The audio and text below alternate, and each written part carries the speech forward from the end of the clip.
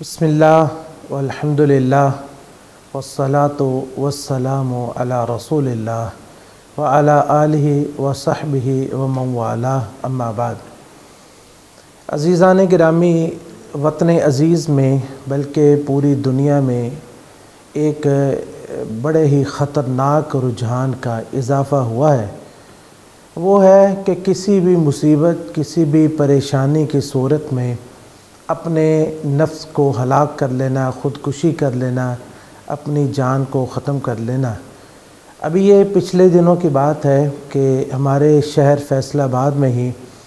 एक शख्स का मामला बहुत ज़्यादा लोगों में फैला। लोगों ने उसको एक दूसरे के साथ शेयर किया और लेकिन उसको एक गलत अंदाज से पेश किया गया और इस अंदाज से पेश किया गया कि जिसमें ख़ुदकुशी करने वाला एक हीरो की तरह नज़र आए और पूरा मुआशरा, पूरी दुनिया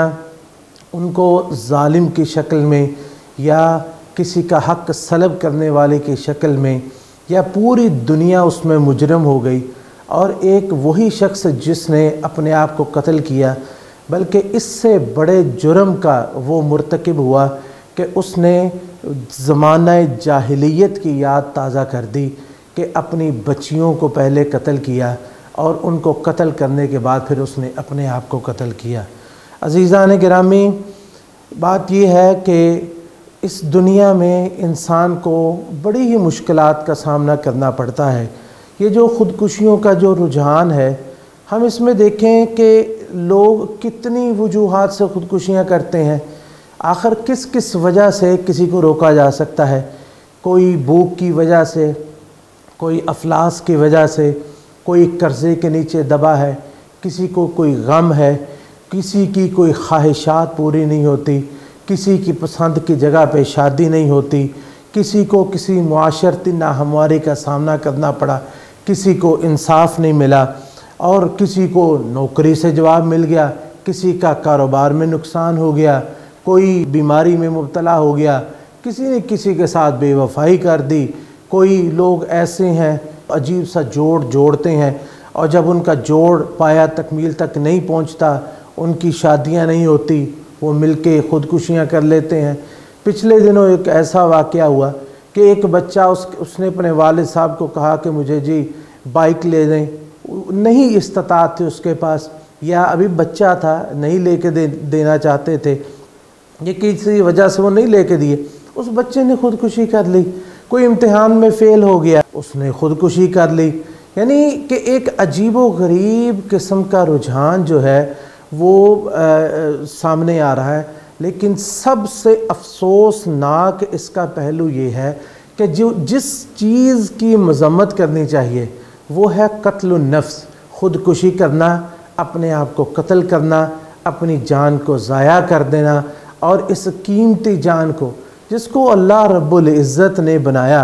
जो अल्लाह रब्बुल इज़्ज़त की निशानियों में से एक अजीम निशानी है, उस निशानी को ख़त्म कर देना, ये कितनी बुरी बात है और कितना काबिल मुज़म्मत फ़ेल है। लेकिन अफसोस के मुकम्मल तौर पर सब लोगों का रुझान इस तरफ होता है कि उसको हीरो बना के पेश किया जाता है और जो है वो पूरी दुनिया को जालिम बना के पेश किया जाता है। देखें कि ख़ुदकुशी का इक़दाम किसी सूरत में भी शरीयत ने इसकी इजाज़त नहीं दी। और अल्लाह रब्बुल इज़्ज़त ने कुरान मजीद में कि कितनी जगह पे कत्लुन नफ्स उससे मना किया गया कि किसी को कत्ल ना करो, चे जाए कि इंसान अपने आप को कत्ल करना शुरू कर दे। अल्लाह रब्बुल इज़्ज़त फरमाते हैं कि वला तक़्तुलू अनफुसकुम इन्नल्लाह कान बिकुम रहीमा, कि अपने नफ्सों को मत कत्ल करो। ये जो तकलीफ़ें, परेशानियाँ, आज़माइशें आती हैं, ये अल्लाह की एक हिकमत है। इन्नल्लाह कान बिकुम रहीमा, अल्लाह हमेशा से तुम पर बहुत ही रहम करने वाला है। अल्लाह रब्बुल इज़्ज़त फरमाते हैं वमन यफ़अल ज़ालिका उद्वानन व ज़ुल्मन फ़सौफ़ नुस्लीहि नारा।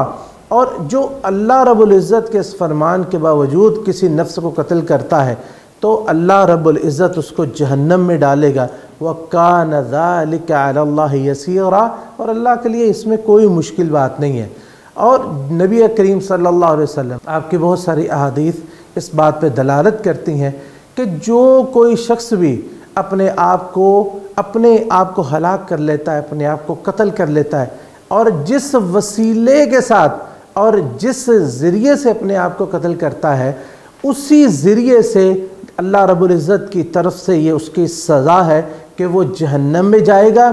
جہنم کا عذاب الگ ہوگا، لیکن جس وسیلے سے اس نے اپنے آپ کو قتل کیا وہ اپنے آپ کو وہاں پہ عذاب الگ سے دے گا۔ جیسا کہ ابو ہریرہ رضی اللہ تعالیٰ عنہ کی روایت ہے کہ رسول اللہ صلی اللہ علیہ وسلم نے ارشاد فرمایا کہ من قتل نفسه بحدیدۃ فحدیدته فی یدہ یتوجأ بها فی بطنہ فی نار جہنم خالدا مخلدا فیہا ابدا، کہ جس شخص نے اپنے آپ کو کسی لوہے کی چیز کے ساتھ، یعنی چھری کے ساتھ، خنجر کے ساتھ، تلوار کے ساتھ، بندوق کے ساتھ، یعنی کوئی گولی اپنے آپ کو مار لیتا ہے یا کسی بھی چیز کے ساتھ اپنے آپ کو وہ قتل کر لیتا ہے، تو روز قیامت اس کی ایک سزا ہوگی، ایک تو یہ وہ جہنم میں ہوگا، اور پھر اسی طرح جس طرح اس نے خودکشی کی ہے اپنے آپ کو اللہ رب العزت اس کو ایسی اس کی ذمہ داری لگا دیں گے، اس کو مجبور کر دیں گے، وہ اپنے آپ کو اسی طرح سزا دیتا رہے گا، اور ساتھ یہ خالدن مخلدن فیہا ابدا، ہمیشہ ہمیشہ ہمیشہ اس میں رہے گا۔ یہ اللہ کی طرف سے اس کے لیے سزا ہے۔ اور پھر آگے فرمایا کہ ومن شرب السم فقتل نفسہ، جس نے زہر پی کے اپنے آپ کو قتل کر لیا، فہو یتحساہ فی نار جہنم خالدا مخلدا فیہا ابدا، تو وہ جہنم میں زہر پیتا رہے گا اور ہمیشہ لمبی زندگی، لمبا ایک عذاب اس کا جو ہے وہ زہر کے پینے سے اس کو ملتا رہے گا۔ ومن تردى من جبل فقتل نفسہ فہو یتردى فی نار جہنم خالدا مخلدا فیہا ابدا، اور جس نے اپنے آپ کو پہاڑ سے گرایا، یعنی پہاڑ سے گرایا، اور اسی کے ساتھ وہ شخص بھی جس نے کسی بھی اونچائی سے اپنے آپ کو، کسی بلڈنگ سے اپنے آپ کو گرا لیا، تو جہنم کے پہاڑ جو ہوں گے وہاں سے اپنے آپ کو گراتا رہے گا۔ یہ صحیح بخاری اور مسلم کی روایت ہے۔ اور ایک روایت میں آتا ہے کہ وہ بھی صحیح بخاری اور مسلم کی روایت ہے کہ نبی کریم صلی اللہ علیہ وسلم نے فرمایا کہ جو شخص اپنے آپ کو کسی طریقے سے بھی قتل کرتا ہے تو اسی طریقے سے وہ جہنم میں اپنے آپ کو قتل کرتا رہے گا۔ بعض احادیث اس بات پہ دلالت کرتی ہیں کہ انسان کتنا بھی عظیم عمل کیوں نہ کرتا ہو اور کتنے بھی اس کے اعمال شاندار کیوں نہ ہو، لیکن اگر وہ اپنے آپ کو قتل کر لے، خودکشی کر لے، تو اللہ تعالیٰ کی طرف سے اس کے لیے بھی معافی نہیں ہے۔ صحیح بخاری میں حضرت سہل ابن سعد الساعدی رضی اللہ تعالیٰ عنہ روایت کرتے ہیں، کہتے ہیں کہ ایک جنگ کا واقعہ ہے کہ ہم نے ایک شخص کو دیکھا کہ وہ مسلمان تھا، مسلمانوں کی طرف سے لڑ رہا تھا، تو اتنی بے جگری کے ساتھ اور اتنی بہادری کے ساتھ وہ لڑ رہا تھا، جدھر وہ جاتا وہ کشتوں کے پشتے لگا دیتا اور کفار کی صفیں جو ہیں وہ الٹ پلٹ کر کے رکھ دیتا، اور جدھر جاتا بہادری کے جوہر دکھاتا، اور ہم لوگ جو ہیں وہ اس کو دیکھتے اور اس کو کہتے کیا شاندار اس کا عمل ہے اور اللہ کے ہاں اس کا کتنا مقام، اس طرح کے الفاظ بولے۔ تو رسول اللہ صلی اللہ علیہ وسلم نے فرمایا کہ جس شخص نے کسی جہنمی کو دیکھنا ہو وہ اس شخص کو دیکھ لے۔ صحابہ کرام ایک دم پریشان ہو گئے، اور اتنے زیادہ پریشان ہوئے، غمگین ہو گئے، ایک دم اداس ہو گئے۔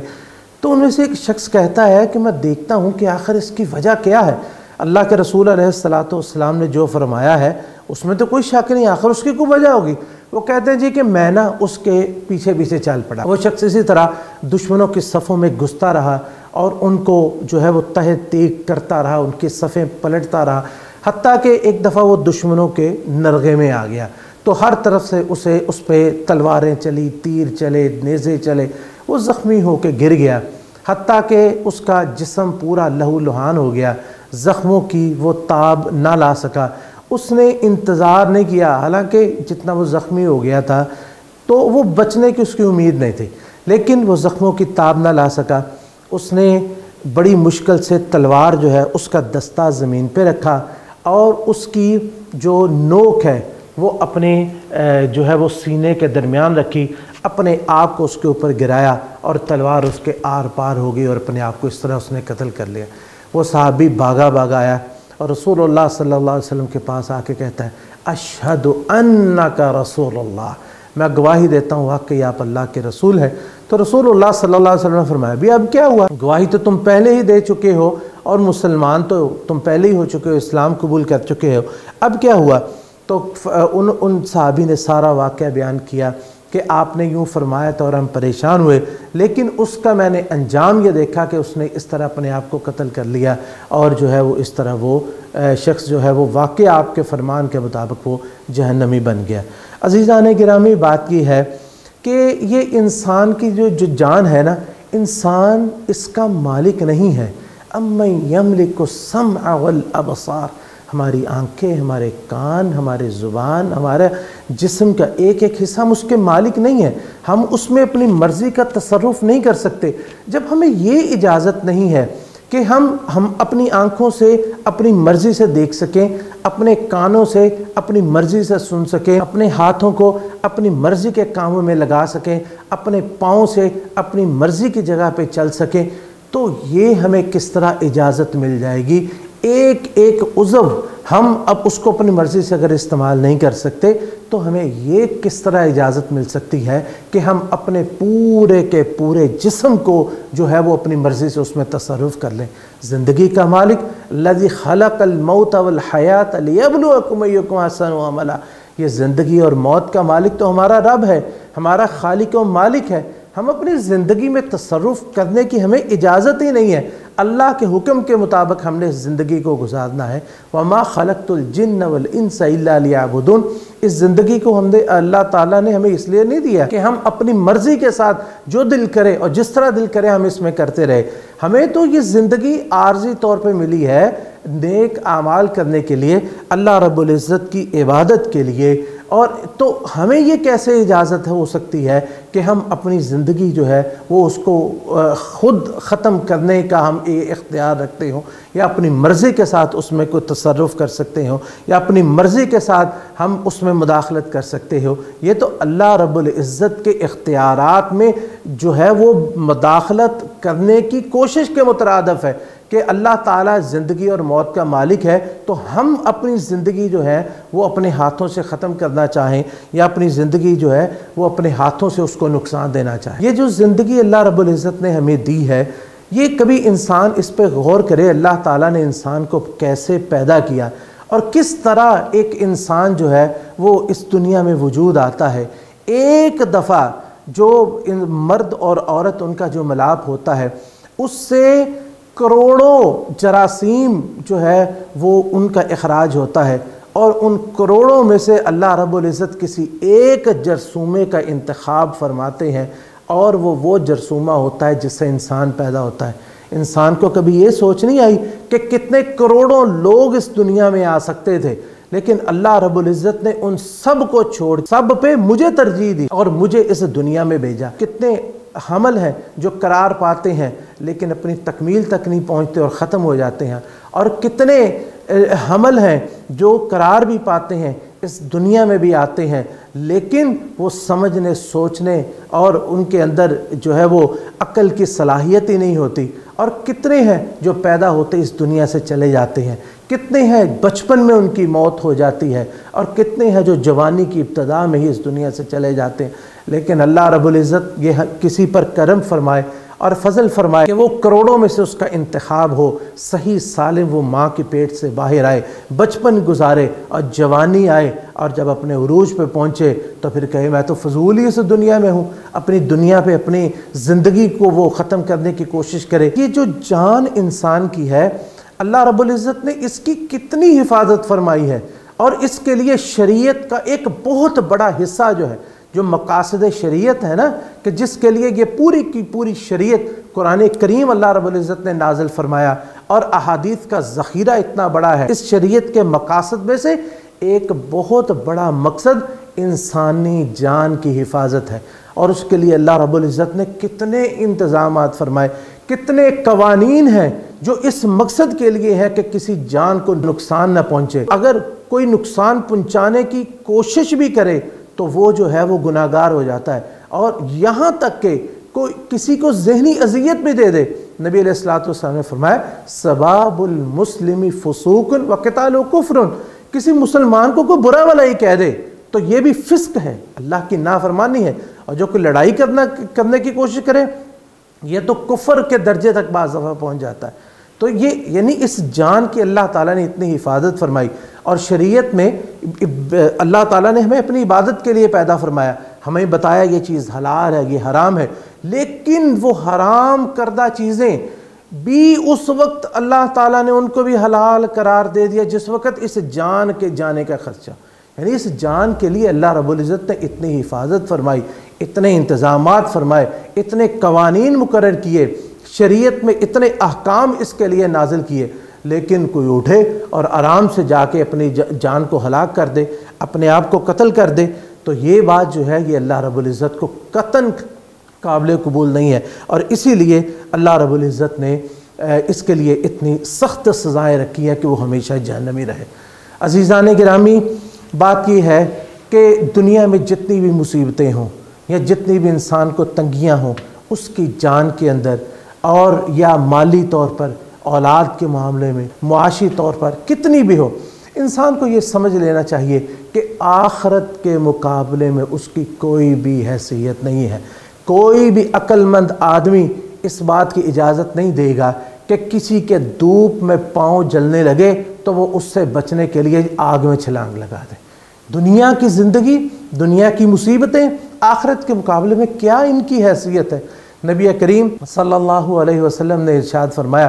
کہ روز قیامت اللہ رب العزت انعم اہل الدنیا، کہ دنیا میں جس کو سب سے زیادہ نعمتیں ملی، یعنی اتنی نعمتیں ملی، اس کو صحت ملی، اس کو مال بھی ملا، اس کو اقتدار بھی ملا،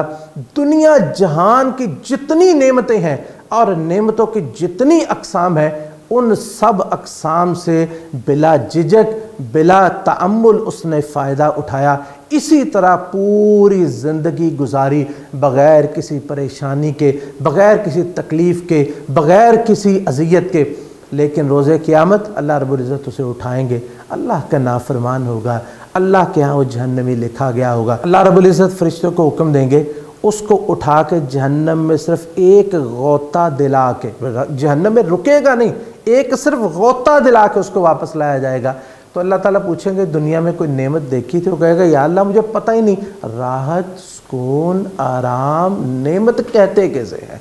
اور اس کے مقابلے میں ایک شخص ہوگا اس نے دنیا میں ہر قسم کی پریشانی دیکھی، یعنی بیمار وہ تھا، معاشی پریشانیاں اسے تھی، شادی اس کی نہیں ہوئی تھی، یا اگر ہوئی تھی اولاد کی طرف سے پریشان تھا، معاشرتی طور پہ پریشان تھا، ہر قسم کی تکلیفیں ہی تکلیفیں اس نے اس دنیا میں دیکھی، لیکن روز قیامت اللہ تعالیٰ اسے جنت کا ایک صرف غوطہ دلائیں گے، جنت میں وہ رکے گا نہیں، ایک غوطہ دلائیں گے، تو اس سے پوچھیں گے کہ کیا دنیا میں کبھی کوئی تکلیف دیکھے گی؟ وہ کہے گا یا اللہ مجھے پتہ ہی نہیں تکلیف کہتے کسے۔ یہ حیثیت ہے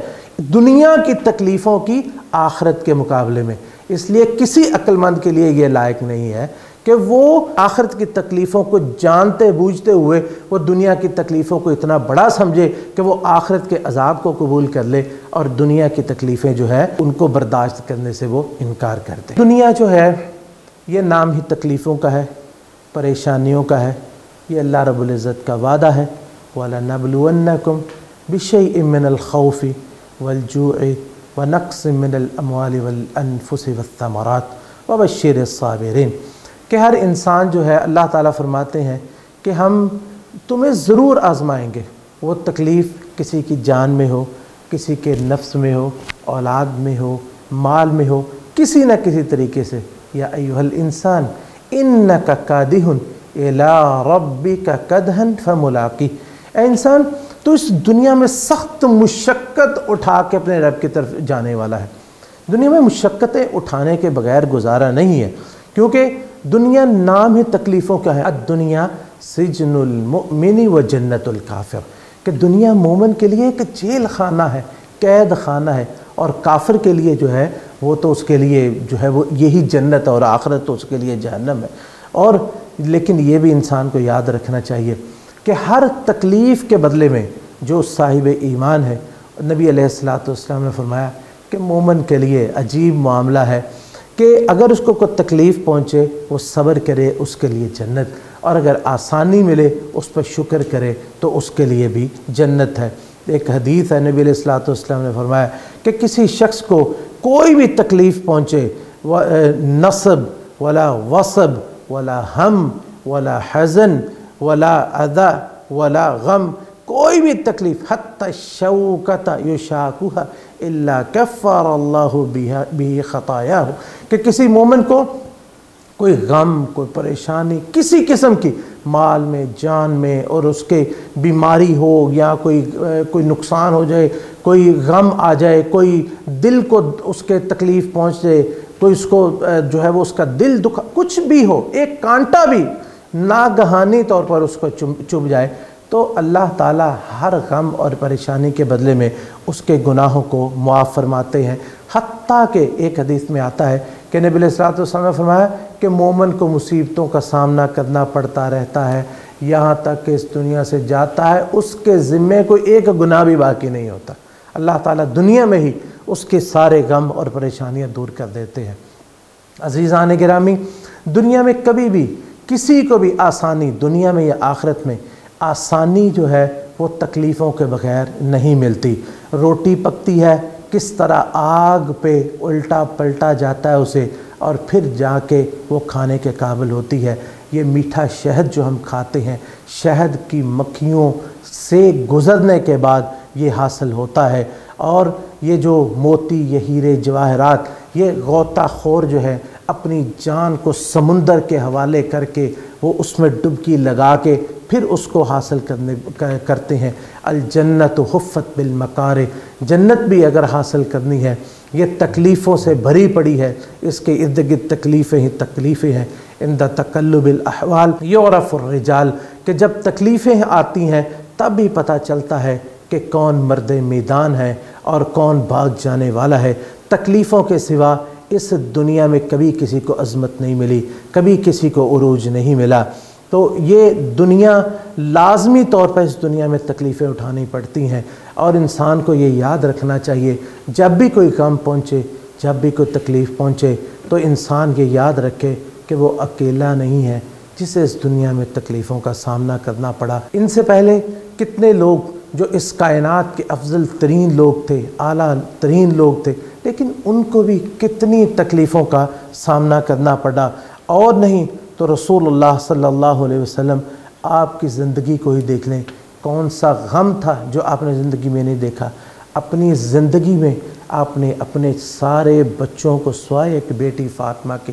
اپنے بیٹوں کو، اپنی بیٹیوں کو اپنے ہاتھوں سے دفن کیا۔ آپ سید الاولین والآخرین ہو، لیکن لوگ آپ کو مجنون کہیں، آپ کو دیوانہ کہیں، آپ کو پاگل کہیں، آپ کو لالچی کہیں، اور منافق ان کی تکلیفیں اور کافر تلواریں لے کے پوری دنیا اکٹھی ہو کے مدینہ کے گرد گھیرا ڈال دیں۔ کون سی اذیت، کون سی تکلیف اور کون سی پریشانی تھی جس کا رسول اللہ صلی اللہ علیہ وسلم کو سامنا نہیں کرنا پڑا۔ اور پھر مالی طور پر تو رسول اللہ صلی اللہ علیہ وسلم کی جو زندگی تھی وہ تو انسان سنتا رہتا اور حیران ہوتا ہے۔ عائشہ صدیقہ رضی اللہ تعالی عنہ فرماتی ہیں کہ ہم تین مہینے گزر جاتے، ہمارے گھروں میں آگ نہیں جلتی تھی، گھر میں کھانا نہیں پکتا تھا، ہمارے گھروں میں تین وقت کھانے بنتے ہیں، ناشتہ، دوپہر کا کھانا، رات کا کھانا، کبھی چائے، کبھی دودھ گرم ہو رہا، کبھی سویٹ ڈش بن رہی، کبھی کچھ، لیکن جہاں زیادہ سی تکلیف آئی اسی وقت ہم جو ہے وہ صبر کا دامن چھوڑ دیتے ہیں۔ اور ایسے واقعات کہ ایک شخص رسول اللہ صلی اللہ علیہ وسلم کی خدمت میں حاضر ہوا، صحیح مسلم میں روایت ہے کہ آپ کے پاس آ کے کہتا ہے، اللہ کے رسول انی مجہود، بہت شدید بھوک لگی ہے۔ آپ نے ایک بیوی کے گھر پیغام بھیجا کہ کھانا ہے، جواب آیا کہ نہیں جی، سوائے پینے والے پانی کے کچھ بھی۔ دوسری بیوی کے گھر پیغام بھیجا، تیسری کے 9 بیویاں رسول اللہ صلی اللہ علیہ وسلم کے پاس کے عقد میں اس وقت تھیں، لیکن عجیب بات، تعجب والی بات، کسی ایک بیوی کے گھر میں بھی ایک وقت کا کھانا بھی موجود نہیں تھا۔ رسول اللہ صلی اللہ علیہ وسلم نے صحابہ سے پوچھا کہ صحابہ، کیا آپ میں سے کوئی اس کی مہمان نوازی کر سکتا ہے؟ سارے خاموش۔ ایک شخص اٹھا اور اس کو بھی یقین نہیں تھا کہ کھانا گھر میں ہے کہ نہیں، لیکن اس لیے کہ رسول اللہ صلی اللہ علیہ وسلم کا مہمان اور یوں بھوکا، اور اللہ کے رسول علیہ الصلوۃ والسلام اس طرح ہمیں جو ہے وہ ترغیب دلا رہے ہیں، چنانچہ اس کا ہاتھ پکڑا، گھر میں چلے گئے اور بیوی سے پوچھا کہ اللہ کے رسول علیہ الصلوۃ والسلام کے مہمان ہے، کوئی کھانا ہے؟ کہنے لگی اللہ کے رسول علیہ الصلوۃ والسلام کے مہمان کو اہلاً و سہلا، اس کو مرحبا، لیکن گھر میں نہ تیرے کھانے کے لیے کچھ ہے نہ میرے لیے کچھ ہے، ان بچوں کا تھوڑا سا کھانا پڑا ہوا ہے اور بچے رو اور بلک رہے ہیں بھوک سے۔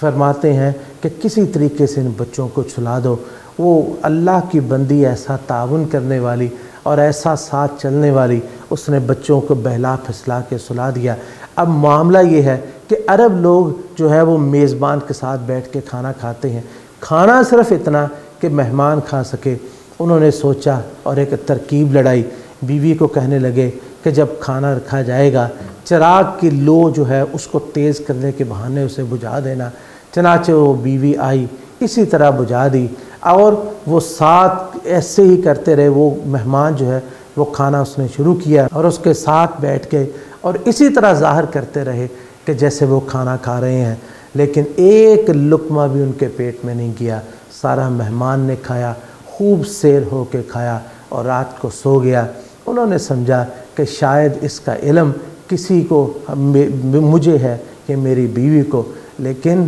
حقیقت یہ ہے کہ جو اندھیروں کا خالق ہے، جو روشنیوں کا خالق ہے، اس سے کون سی بات پوشیدہ ہے۔ چنانچہ فجر کی نماز میں اللہ کے رسول علیہ الصلوۃ والسلام کے ساتھ سامنا ہوا۔ آپ مسکراتے ہوئے ان کو دیکھ رہے تھے، بلایا اور فرمایا کہ اللہ رب العزت کو تمہارے رات کی مہمانی بڑی ہی پسند آئی ہے۔ یہ ایسا نہیں تھا کہ یہ سارا کچھ رسول اللہ صلی اللہ علیہ وسلم ہی برداشت کرتے تھے، بلکہ آپ کے صحابہ کی کیفیت بھی یہی تھی۔ ابو ہریرہ اپنے آپ کو مخاطب کرتے ہوئے کہ ابو ہریرہ وہ وقت یاد کرو جب تمہاری کیفیت یہ ہوتی تھی کہ نبی کریم صلی اللہ علیہ وسلم کے حجرے اور آپ کے ممبر کے درمیان پڑے ہوتے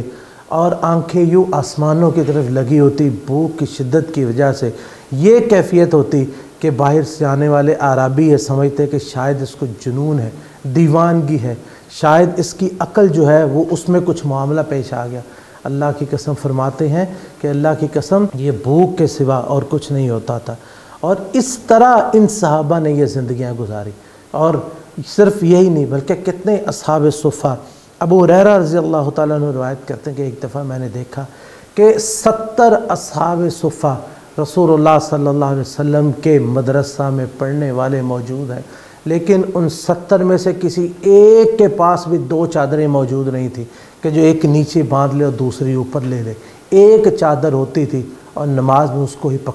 پکڑ کے کھڑے ہوتے تھے کہ کہیں نماز پڑھتے ہوئے سطر نہ کھل جائے۔ اور رسول اللہ صلی اللہ علیہ وسلم، جامع ترمذی کی روایت ہے کہ رسول اللہ صلی اللہ علیہ وسلم جب نماز پڑھانے کے لیے کھڑے ہوتے تو بھوک کی شدت سے ان لوگوں کی کمزوری اور نکاہت کا یہ عالم ہوتا کہ آپ اللہ اکبر کہتے، تکبیر تحریمہ کہتے تو صحابہ کرام پیچھے سے گرنا شروع ہو جاتے تھے بھوک کی وجہ سے، بے ہوش ہو کے، غشی ان پہ طاری ہو جاتی، یہ ان کی کیفیت ہو جاتی۔ سعد بن ابی وقاص رضی اللہ تعالیٰ عنہ اپنے ایک قصے، ایک واقعہ وہ بیان کرتے ہیں کہ کس طرح اللہ کے رسول علیہ الصلوۃ والسلام نے ان لوگوں کو ایک جہاد کے لیے بھیجا اور چند کھجوریں ان کو دیں، اور لیکن رستے میں وہ بھی ختم ہو گئی۔ فرماتے ہیں کہ آج لوگ ہمیں کہتے ہیں، لوگ ہمیں تانے دیتے ہیں، لیکن ہم نے اس طرح اللہ کے رسول علیہ الصلوۃ والسلام کے ساتھ زندگی گزاری کہ کھانے کے لیے کچھ نہیں، اور جو ہے ایسے پتے، ایسے درختوں کے پتے جو نوک دار ہوتے پانی میں بھگو کے رکھتے اور ہم اس کو کھاتے، اور جب قضائے حاجت کے لیے جاتے تو اس طرح حاجت کرتے کہ جس طرح بکریوں کی مینگنیاں ہوتی ہیں۔ یہ بھی صحیح بخاری کی روایت ہے۔ یہ لوگ، انہوں نے اس طرح زندگیاں گزاری، اس طرح تکلیفیں اور پریشانیاں، بے شمار مثالیں اللہ کے رسول علیہ الصلوۃ والسلام کی، صحابہ کرام کی، یہ ساری ان کی زندگیاں اتنی پریشانی میں، تکلیف میں گزری، لیکن کبھی آپ نے سنا کسی ایک صحابی نے بھی اس بارے میں سوچا کہ بھوک اتنی ہے خودکشی کر لیں، تکلیف اتنی ہے خودکشی کر لیں، تب پریشانی اتنی ہے چلو اپنی جان کو ختم کر لیں؟ لیکن وہ لوگ اس طرح بھی اپنی زندگیوں سے لطف اندوز ہوتے تھے، اس بھوک میں، اس افلاس میں، اس شدت میں، اس پریشانی میں بھی انہیں اپنی آخرت کی فکر ہوتی تھی، لیکن زندگی سے وہ پھر بھی لطف اندوز ہوتے تھے۔ صحیح بخاری کے اندر ایک بڑا خوبصورت واقعہ ہے کہ اے رسول اللہ صلی اللہ علیہ وسلم، آپ کے پاس ایک عورت آتی ہے اور آ کے کہتی ہے اللہ کے رسول، میں نے اپنی نفس کو، اپنے آپ کو آپ کے لیے ہبہ کر دیا،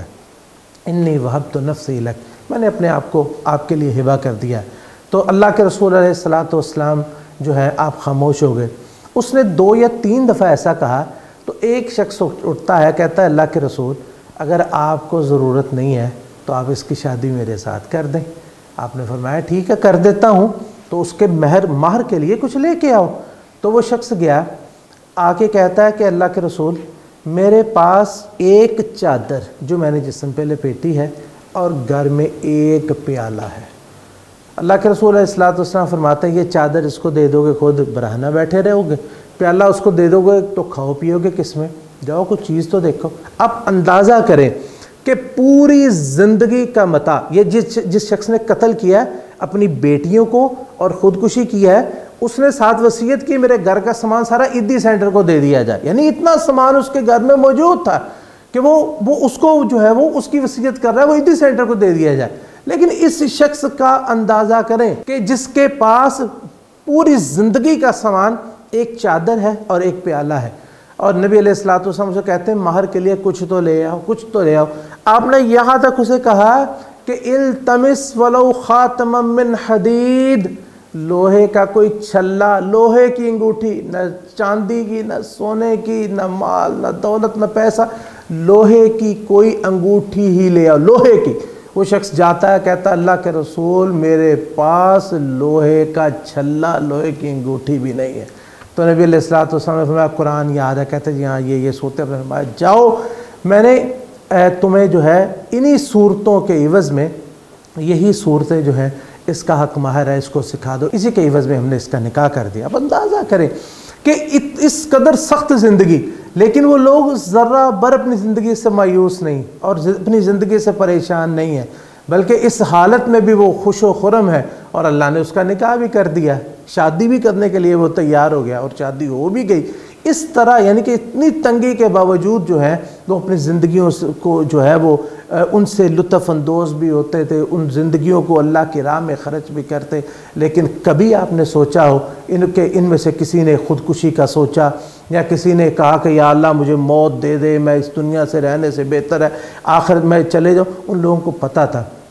کہ یہ جو دنیا ہے یہ لمحوں کی ہے اور آخرت کی زندگی ہمیشہ کی ہے۔ اللہ کے رسول علیہ الصلوۃ والسلام فرمایا کرتے تھے اللہم ان العیش عیش الآخرہ فاغفر للانصار والمہاجرہ، کہ اللہ اصل زندگی تو آخرت کی زندگی ہے، ان انصار اور مہاجرین کو معاف کر دے۔ رسول اللہ صلی اللہ علیہ وسلم فرمایا کرتے تھے مجھے مسلمانوں تم پر فقیری کا ڈر نہیں ہے، مجھے اس بات کا ڈر ہے کہ کہیں تم پہ مال و دولت اتنا نہ آ جائے کہ تم اپنی آخرت کو بھول جاؤ۔ پھر اللہ تعالیٰ نے سب کچھ دیا، آسانیاں بھی دی، پریشانیوں کو ختم بھی کیا، سب آسانیاں اللہ تعالیٰ دینے والا ہے، اور سب کے لیے یہ اللہ کا وعدہ ہے فَإِنَّ مَعَ الْعُسْرِ يُسْرًا إِنَّ مَعَ الْعُسْرِ يُسْرًا، کہ ہر تنگی کے بعد آسانی ہے،